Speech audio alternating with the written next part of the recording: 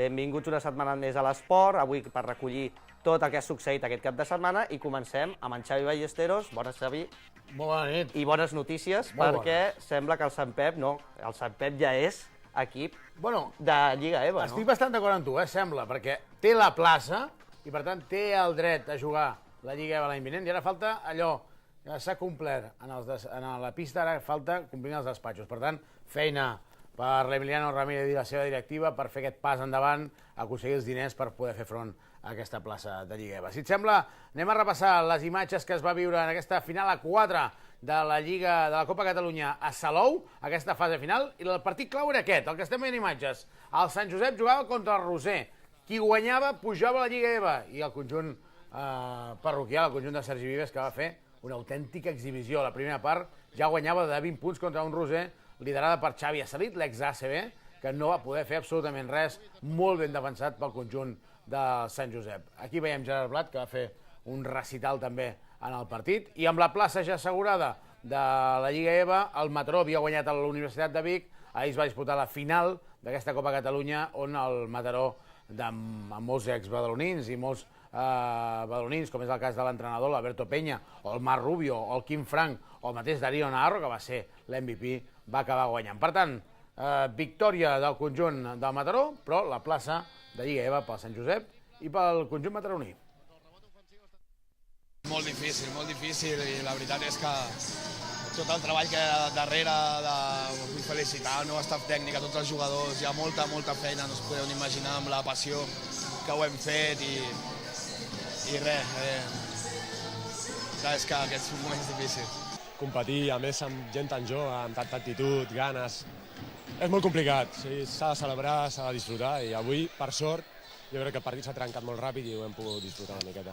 Jo crec que la primera part ha sigut la clau, la sortida, i després ja els 20 punts han sigut molt per ells, ja no han pogut. El partit estava en un moment on no estàvem anant tan fàcil i hem tingut sang freda i en aquell moment he vist clares aquelles opcions de tir i no m'ho he pensat, les he tirat, he confiat en tot el treball que hem fet durant la temporada i hem tingut la sort que han entrat. Són moltes hores de feina i la veritat que això s'aconsegueix quan tens els millors jugadors, no? Estic molt ple de poder compartir el projecte amb ells i alhora també amb l'estructura del club que tenim, que ens dona totes les facilitats i que treballa diàriament, no?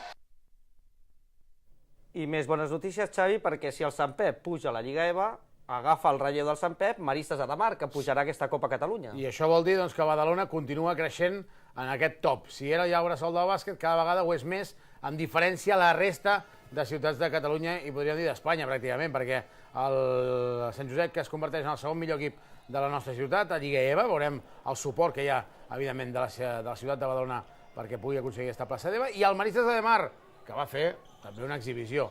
No era un dels objectius primordials, evidentment, era la il·lusió, però el conjunt del Maristes Ademar que ha aconseguit, amb Lluís García al capdavant, poder pujar a Copa Catalunya. Per tant, agafa el relleu del Sant Josep, estarà en aquesta Copa Catalunya juntament amb el Badalonès, també equips de la comarca que també seguim en el 5 contra 5, com és el Santa Coloma, per exemple, i per tant, mèrit d'un altre equip badaloní. Deixa'm dir que aquesta és la final a 4 que es va disputar aquest cap de setmana al Guinardó, que va quedar quart, va perdre tant les semifinals com la final, però era una miqueta transcendent perquè era per establir qui era el campió. Va ser finalment el Martinenc, que també ha pujat, també puja el Molins i també puja el CEP de Girona.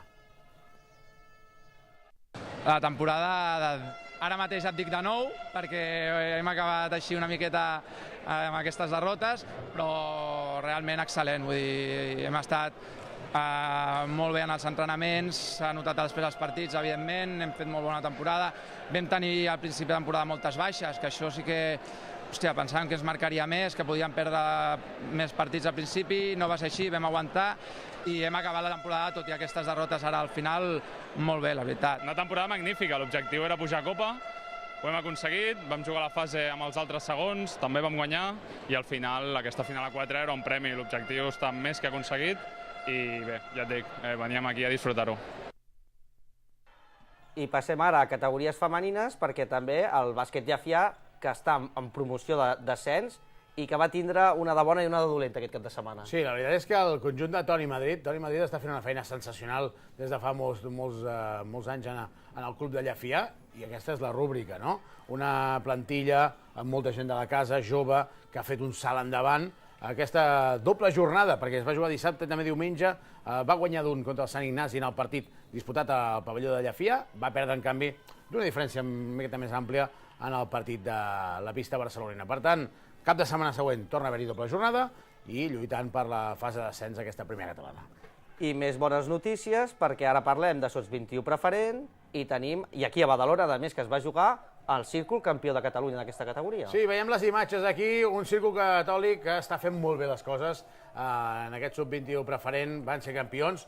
Deixa'm dir que, no per res, però hi ha els cosins Oriol, que són cosins meus, i per tant també van donar aquest plus de bàsquet, i els felicitem tant amb ells com al club perquè van aconseguir contra el Pedagògium en aquesta final a 4 que acollia el Círcul de la Plana, van guanyar les semifinals, van guanyar també, com estem veient a les imatges, contra el Pedagògium, en una plana farcida, plena a vessar, i per tant, doncs, nou èxit per a un club que està treballant molt bé, tant en el bàsquet base com també més amunt. Per tant, un reconeixement, podríem dir, de la feina de tota la temporada. Dóna gust, veure el pavelló de la Plana així de ple, Xavi. És un luxe, i a més, cada vegada estem veient que tots els clubs fan un pas més, sembla que no podia ser, doncs Badalona cada vegada més nivell de bàsquet. I nosaltres contents. Moltes gràcies, Xavi. Bona nit. Ara nosaltres passem al futbol amb en Ramon Duran.